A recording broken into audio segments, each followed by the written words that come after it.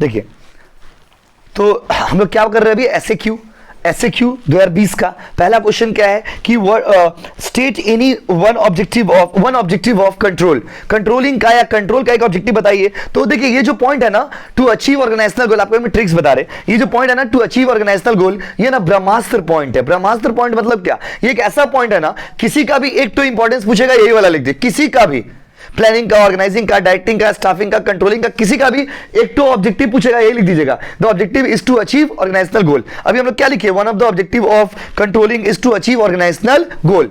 ठीक है बाबू, अब आइए इसी के और में एक क्वेश्चन दिया माय डियर स्टूडेंट, इसी के और में जैसे पेपर है वैसे like you are giving the exams, so in this way will solve the paper.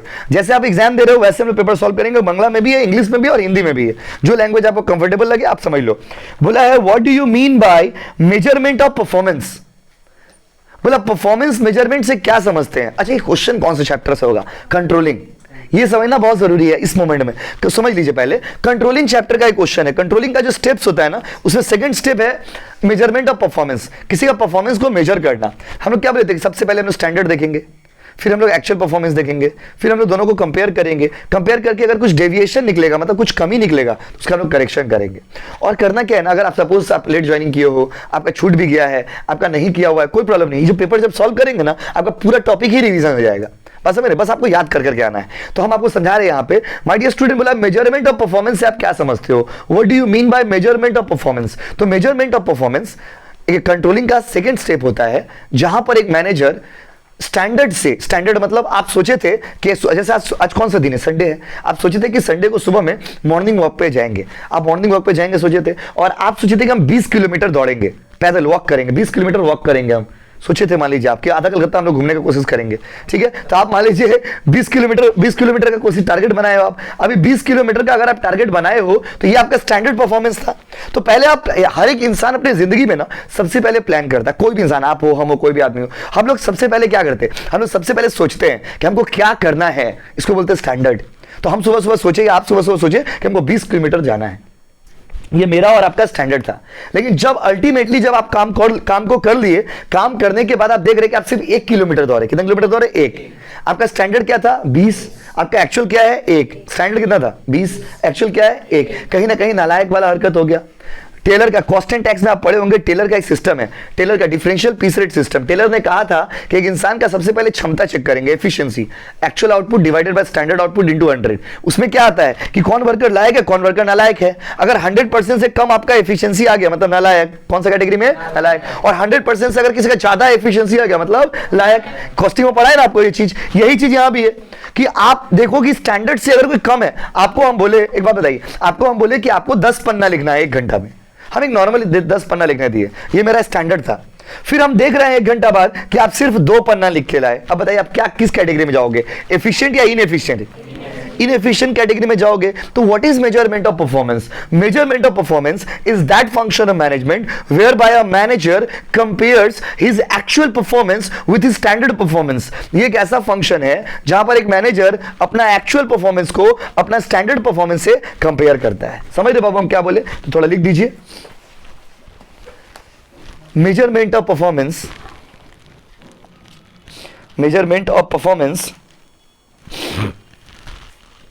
means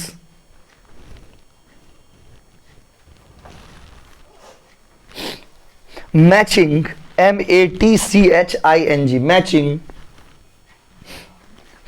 matching, measurement of performance means matching the actual performance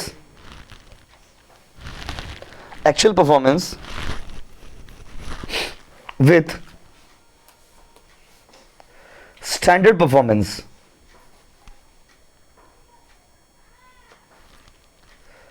standard performance, फिर से बोले क्या बाबू, एक बार बोल दे रहे हैं। Measurement of performance means matching the actual performance with the standard performance. जब अपना एक्चुअल परफॉर्मेंस को स्टैंडर्ड से मिलाएंगे तो इसको क्या बोलेंगे बाबू, मेजरमेंट ऑफ परफॉर्मेंस। अभी देखो आप एक चीज नोटिस करिए, ये चीज किताब, कोई भी किताब आप खोलोगे ना तो इतना बड़ा बड़ा लिखा हुआ ये चीज आपको मिल जाएगा, बट उसमें से एक मार्क्स में एक लाइन में कैसे लिखेंगे। और देखो अगर वैसे तो आप लोग का एग्जाम ऑनलाइन होगा नहीं, बस होने का चांसेस नहीं है, बट हो भी सकता है। तो देखिए अगर आपका ऑनलाइन एग्जाम भी होता है ना माय डियर स्टूडेंट, ये सब प्रॉब्लम आपको फेस करना पड़ेगा। क्यों? क्योंकि अगर देखो, अगर आप गूगल में मारोगे ना तो गूगल क्या करेगा, गूगल आपको वही चीज देगा ना। गूगल के अभी आप गूगल में मारोगे ना मेजरमेंट ऑफ परफॉर्मेंस, वो इतना लंबा चौड़ा इतिहास आपको दे देगा। अब उसमें से आपको एक लाइन चुनना रहेगा।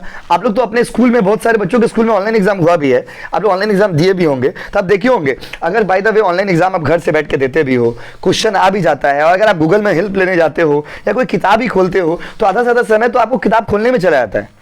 क्योंकि आप स्टूडेंट हो, आप पहली बार उस किताब को पढ़ रहे हो, आपको उतना आइडिया नहीं है कौन सा पन्ना में किस जगह पे क्या लिखा होगा। हम लोग का काम ही है, हमको पता है कहाँ पे क्या, किस टॉपिक में क्या मिल जाएगा, तो हम उसको खोज पाएंगे, बट आपको तो खोजने में दिक्कत होगा। इसीलिए आंसर्स को अरेंज करके रखना चाहिए, हर जगह बना के लगे लिख लीजिए। अगर ऑनलाइन एग्जाम भी होगा ना, आपको किसी का हेल्प लेना नहीं पड़ेगा, किताब खोलेंगे, अपना नोट्स खोलेंगे, कोचिंग वाला एक एक क्वेश्चन का आंसर वहां से निकाल लेंगे। तो इस तरह से हम लोग को पढ़ाई करना है, तैयारी करना है कि हम लोग ऑनलाइन ऑफलाइन दोनों एग्जाम के लिए रेडी है। ऑनलाइन मतलब नोट्स अच्छे से बना लीजिएगा, ऑफलाइन मतलब जब के याद भी अच्छे से कर लीजिएगा साथ साथ। तो अगर ऑफलाइन एग्जाम हुआ तो आप जाके एग्जाम देना, ऑनलाइन एग्जाम होगा तो हम बताएंगे। देखिए हो गया ना, मेजरमेंट ऑफ परफॉर्मेंस कर दिया बाबू। अभी आइए अगला क्वेश्चन आप लोग बताना है, ट्राई करना। अभी गरम गरम पढ़ाए थे कुछ दिन पहले, लास्ट वीक आप लोग बैच में तो लास्ट वीक ही पढ़ाए थे। बोला है state one difference between centralisation and decentralisation. कौन बताना चाहेंगे बताइए प्लीज। एक बच्चे आलू डाई, बस 2 बच्चे, 3 बच्चे, 4 बच्चे, 5 बच्चे, बस 5 ही बच्चे, बस 40 बच्चों में 5। बोलिए बाबू। हम भैया। हाँ तो बाबू आप ही है क्लास में, बोलिए।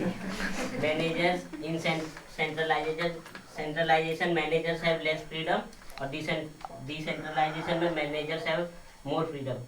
सही बोले बच्चे, बच्चे सही बोले कि गलत? सही बोले। अब देखिए सही या गलत बोलने के लिए आपको याद होना चाहिए, ये चीज समझ लीजिए। तो आप लोग भी पढ़ के आना ना ऐसे। अब आपको हम पहले भी बोले थे, आप अभी याद मत करना, अब याद करना शुरू करना। आप अब 10-10 to 20 क्वेश्चन कराएंगे, आप उसको याद करते आइएगा, पढ़ाई कंप्लीट हो जाएगा। घर में आपको ज्यादा कुछ एफर्ट देने दरकार भी नहीं पड़ेगा, थोड़ा सा रीडिंग करके आइएगा। अभी से करिएगा ना थोड़ा थोड़ा करके, बर्डन फील नहीं होगा। आप अचानक से एग्जाम टाइम में किताब खोलिएगा, आप लिखा हम विवेकानंद बन जाएंगे, मार पन्ना पे पन्ना पलटेंगे, नहीं होगा माय डियर स्टूडेंट, उतना टैलेंटेड हम लोग नहीं है। तो बच्चा सही बोला है, लिखिए। Centralization means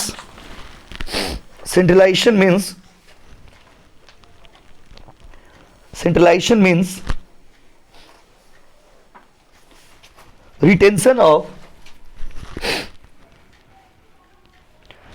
of power by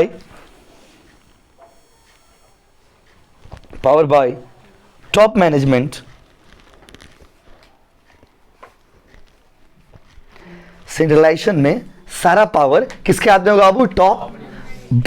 but के बाद उल्टा बात लिखेंगे, but decentralisation means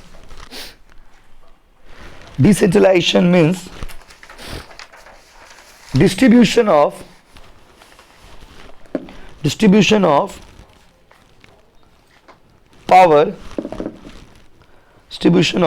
power among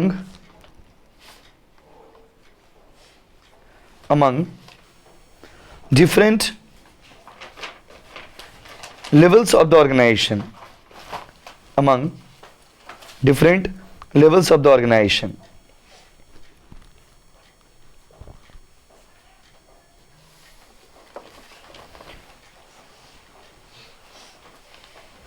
देखिए ये वाला भी हो गया बाबू। उसी के और में भी एक क्वेश्चन दिया है, write down one importance of organisation. बोला ऑर्गेनाइजेशन का एक इंपॉर्टेंस लिखिए।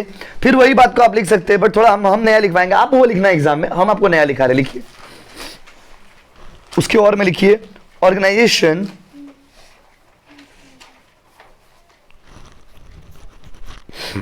helps to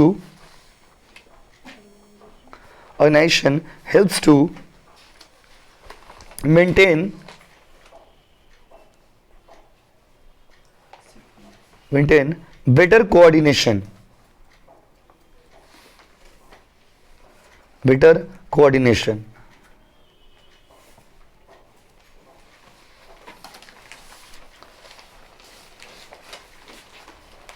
चलिए उसके बाद क्वेश्चन आइए, क्वेश्चन नंबर 3। बोला state one difference between time study and motion study. बोला है टाइम स्टडी में और मोशन स्टडी में क्या डिफरेंस है बताइए। क्वेश्चन में पूछ रहा है कि टाइम स्टडी में और मोशन स्टडी में क्या डिफरेंस है बताइए। तो माय डियर स्टूडेंट्स, किसी को याद है तो बताइए। टाइम स्टडी और मोशन स्टडी में एक बात आपको बोला है, एक बात, कौन बताइएगा? बताइए, बोलिए।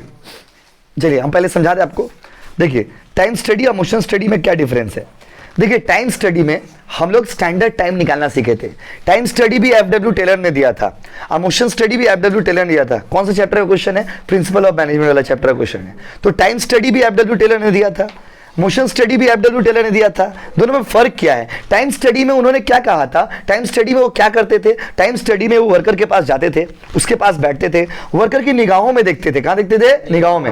वर्कर की निगाहों में देखते थे और स्टॉप वॉच लेके जाते थे। स्टॉप वॉच समझते हैं ना, जिसमें you can start the time और you can end the time as per choice, जहां पे आप अपने समय को अपने हिसाब से शुरू कर सकते हो, अपने हिसाब से खत्म कर सकते हैं। स्टॉप वॉच लेके जाते थे और वर्कर के पास बैठ जाते थे और वर्कर को बोलते थे कि बाबू अब तुम काम करो, तो वर्कर काम करते रहता था और इस तरह से ऑब्जर्व कर करके वो एक स्टैंडर्ड टाइम निकालते थे। कौन सा टाइम बाबू? स्टैंडर्ड। जैसे एग्जांपल दे रहे, देखो अभी जैसे 40 बच्चे लगभग क्लास में हो आप लोग सब, तो 40 बच्चे लगभग क्लास में हो, तो अभी क्या ना, हम मान लीजिए एक तो सम्स बनाने के लिए दिए, पीएल अप्रो का सबको सम्स बनाने के लिए दिए, और हम मान लीजिए एफडब्ल्यू टेलर है, फॉर एग्जाम्पल मान लीजिए हम एफडब्ल्यू टेलर है। अभी हम क्या किए, तो स्टॉप वॉच लेके गए, मोबाइल में ही होता है आजकल, तो स्टॉप वॉच लेके गए और मान लीजिए हम आप लोग के बगल में बैठ बैठ के देखते रहे कि इनको कितना टाइम लगता है, इनको कितना टाइम लगता है, इनको कितना टाइम लगता है, और सारे जितने के जितने बच्चे लोग हो, सारे बच्चों का टाइम को हम लिख लिए कि राजू को इतना, गीता को इतना, पुष्पा को इतना, सबका टाइमिंग लिख दिए। सारा टाइमिंग लिखने के बाद हमको एक एवरेज आइडिया आएगा।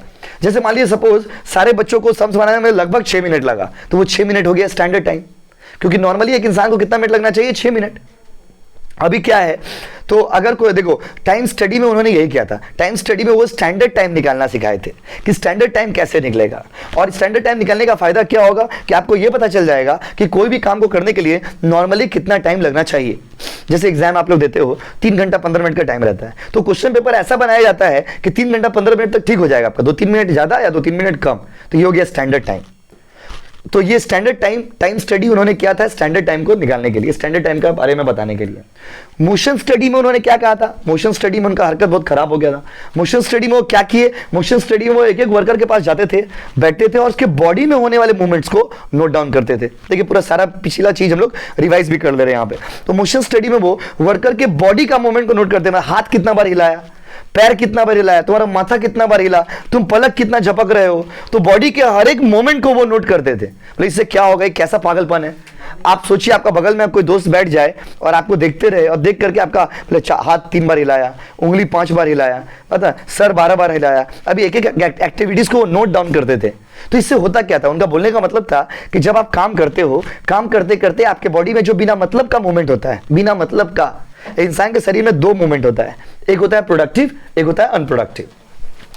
प्रोडक्टिव मूवमेंट कौन सा है? अभी अगर आपको हम ट्यूशन पढ़ा रहे हैं, हम बोल रहे हैं, मेरा हाथ हिल रहा है, ये मेरा बॉडी का प्रोडक्टिव मूवमेंट्स है। प्रोडक्टिव मूवमेंट्स मतलब क्योंकि हम पढ़ा रहे हैं तो कोई चीज होना ही है, नेचुरली है। बट माय डियर स्टूडेंट, आपके बॉडी में जो मूवमेंट्स हो रहा है वो अनप्रोडक्टिव है। मतलब आप कभी इधर बैठ रहे, कभी उधर पैर फेंक दे रहे, कभी इसको मार दे रहे, कभी उसको मार दे रहे, ये भी तो मूवमेंट हुआ ना बॉडी का। ये कौन सा मूवमेंट हो गया? अनप्रोडक्टिव। आप देखते होंगे अपने स्कूल में भी पढ़ते थे आप लोग एक जमाना में, तो आप लोग देखे होंगे कि हाँ, जमाना ही हो गया माय डियर स्टूडेंट। 1 साल बीत गया, आप स्कूल नहीं गए, सोचिए कितना बुरा बात है। तो जब आप लोग school, once upon a time जब आप स्कूल जाते थे, अभी तो आप स्कूल जाते होंगे तो लगता है कहाँ जा रहे भाई, ये कहाँ आ गए हम, ऐसा फीलिंग आता है।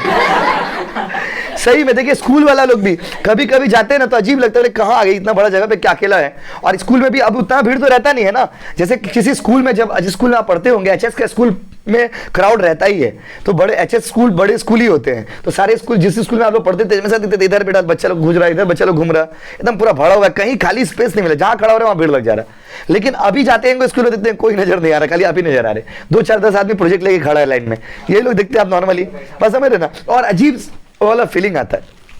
तो जब स्कूल में आप पढ़ते थे तो देखते हैं ना, एक तो दोस्त लोग का आदत होता है पैर पीछे से हिलाने का, बट अपना बेंच में बैठा हुआ, इधर पैर फैला दिया, उधर पैर फैला दिया, इधर से लात मार रहा है, खाली पैर ही हिला रहा है, तो उसका बॉडी का जो मूवमेंट है ना, बीमारी है। क्या बाबू? बीमारी। देखिए, आप गलत मत समझिए, ये उन्होंने कहा था, एफडब्ल्यू टेलर का कॉन्सेप्ट को हम अपने हिसाब से बता रहे हैं आपको, ये उन्होंने कहा तो बीमारी है बाबू तुमको। क्या है? बीमारी है। बोला बॉडी में जो जबरदस्ती का मूवमेंट होता है ना, उसको आप अवॉइड करिए। क्यों? आपका एनर्जी सेव होगा, और एनर्जी सेव होगा तो आप वही एनर्जी को काम में लगा पाएंगे, और जब आप काम में लगाएंगे तो काम और अच्छा हो पाएगा। तो ये दोनों बात को हम लोग समझ करके एक एक लाइन में लिखेंगे, एक लाइन में 1 मार्क्स के लिए लिखना है। देखिए,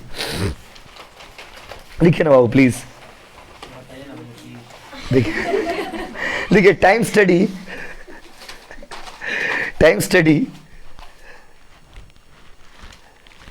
was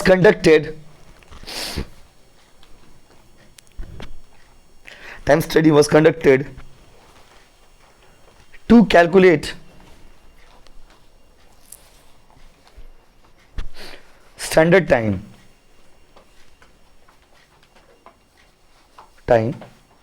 but motion study was conducted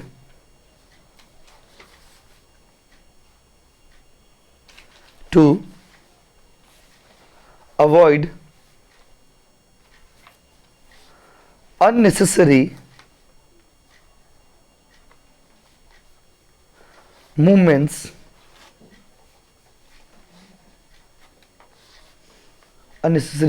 movements in the body of employees. फिर से बोले क्या, एक बार फिर से बोल देगा. हाँ बोल दे रहे हो बाबू. Time study was conducted to calculate standard time but motion study was conducted to avoid unnecessary movements in the body of the employees. हो गया बाबू? हो जाए तो बोलिएगा. अभी देखो फिर आए अगला क्वेश्चन नंबर 4 में आओ. सॉरी उसका और में भी एक क्वेश्चन है. प्रिंसिपल ऑफ मैनेजमेंट का एक तो खराबी बताना. बताइए कौन बताइएगा? आप तो क्लास किए ना इसीलिए. देखिए प्रिंसिपल ऑफ मैनेजमेंट का एक खराबी बताइए, कौन बताएगा बाबू? प्रिंसिपल ऑफ मैनेजमेंट का एक खराबी बताइए. किसी को याद है तो बताओ ना. प्रियंका को याद है, बोलो बाबू. यस देखिए कोई भी प्रिंसिपल जो होता है ना वो हर ऑर्गेनाइजेशन के लिए इफेक्टिव नहीं है, हर ऑर्गेनाइजेशन के लिए सही नहीं है माय डियर स्टूडेंट. देखिए कोई भी प्रिंसिपल जो बनता है, देखिए जैसे एक बात बता रहे, कोई भी प्रिंसिपल जब बनेगा वो आपके लिए हो सकता है सही होगा, हमारे लिए सही नहीं है, या हमारे लिए हो सकता है सही होगा, इनके लिए सही नहीं है, क्योंकि कोई भी प्रिंसिपल हर सिचुएशन में सही नहीं हो सकता. लिख दीजिए इसको, हम अपना हिसाब से लिखवाएंगे आपको. देखिए principles of management, principle of management are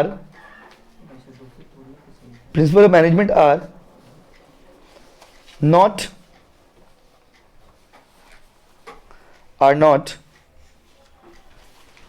absolute. ABSOLUTE absolute. Principle of management are not absolute. बोला प्रिंसिपल ऑफ मैनेजमेंट एब्सोल्यूट नहीं है, मतलब वही बात हो गया जो बच्ची बोली थी.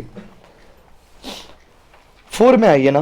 बोला है right one economic objective of manage. ये लिख लिया ना बाबू सब? किसी छूट गया तो बोलिए, फिर से बोल दे रहे. छूट गया क्या बाबू? देखो अगला क्वेश्चन देखो. बोला right one economic objective of management. बोला मैनेजमेंट का एक तो इकोनॉमिक ऑब्जेक्टिव बताइए. इकोनॉमिक मतलब मनी से रिलेटेड लिखिए. One of the economic objective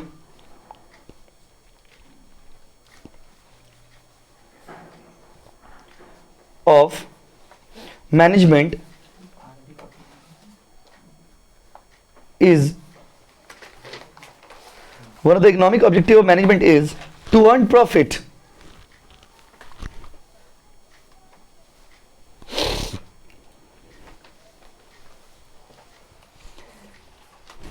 अब हो गया ना.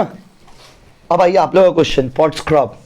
पहले हमको बताइए कोई बच्चा, ये पॉट्सक्रॉप शब्द का मतलब क्या है, इसका फुल फॉर्म क्या है, इसको किसने दिया था? हम पढ़ाए थे. किसी को याद है तो पूरा हाथ बढ़ा के जवाब दीजिए, तब पूछेंगे. रंजना बोलिए बाबू, किसने दिया था? यस लूथर गुलिक ने इसको दिया था. लूथर गुलिक ने, पहले समझ लीजिए, लूथर गुलिक ने इसको दिया था, क्योंकि अभी ये क्वेश्चन इस फॉर्म में है. अगला पेपर में देखोगे सर पूछेगा कौन इसको दिया था, तो याद रखिएगा पॉट्सक्रॉप जो शब्द है उसको लूथर गुलिक ने दिया था. फाइन. अच्छा अब कौन बताएंगे? बताइए अगला सवाल पॉट्सक्रॉप से रिलेटेड. इसी बोलिए बाबू, पॉट्सक्रॉप का फुल फॉर्म बताइए. पी से प्लानिंग, ओ से ऑर्गेनाइजेशन, डी से डायरेक्टिंग,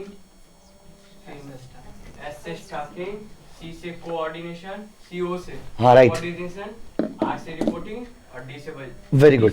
बी से बजटिंग. एक्सीलेंट. तो देखो अभी खत्म नहीं हुआ, 3 कहानी इससे रिलेटेड. पहला कि ये पॉट्सक्रॉप क्या है, तो पॉट्सक्रॉप एक एक्रोनीम होता है जिसमें हर एक लेटर का अपना एक फुल फॉर्म होता है. दूसरा पॉट्सक्रॉप किसने दिया था? लूथर गुलिक ने दिया था. तीसरा पॉट्सक्रॉप का फुल फॉर्म बताइए, तो पी मतलब प्लानिंग, ओ मतलब ऑर्गेनाइजिंग, डी मतलब डायरेक्टिंग, एस मतलब स्टाफिंग, सी ओ मतलब कोऑर्डिनेटिंग, आर मतलब रिपोर्टिंग और बी मतलब बजटिंग. तो हम पूछ रहा बताइए, इस बार पूरा रट लेंगे हम लोग इसको. पी मतलब क्या बोलिए? नहीं बोलिएगा. ऐसे भी ठंडा बहुत ज्यादा है बाहर में, तो थोड़ा बोलेंगे तो गर्मी आएगा। बताइए पी मतलब क्या? प्लानिंग। ओ मतलब ऑर्गेनाइजिंग। डी मतलब एस मतलब सी ओ का मतलब आर मतलब और बी मतलब। अच्छा लास्ट टाइम देखते हैं कौन बता पा रहा है, बोलिएगा साथ साथ। हाँ, पी मतलब क्या? ओ मतलब, डी मतलब, एस मतलब और सी ओ का मतलब, आर मतलब और बी मतलब बजटिंग। चलिए तो इसको यहाँ अभी देखो सवाल क्या है। अब सोचिए इसके बारे में आपको इतना बात पता है, इतना बात पता है, बट 1 मार्क्स में क्या लिखेंगे वो देखिए कैसे लिखा, कैसे जाएगा। देखिए देखिए Pottscroft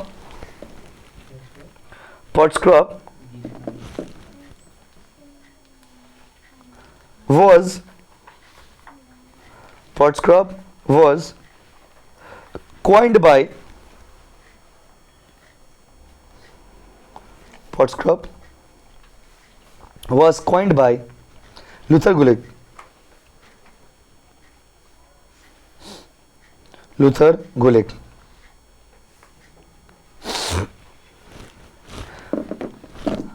This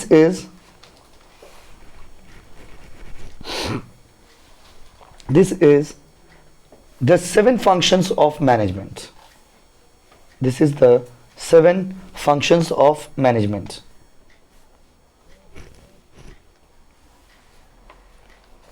This is the 7 functions of management.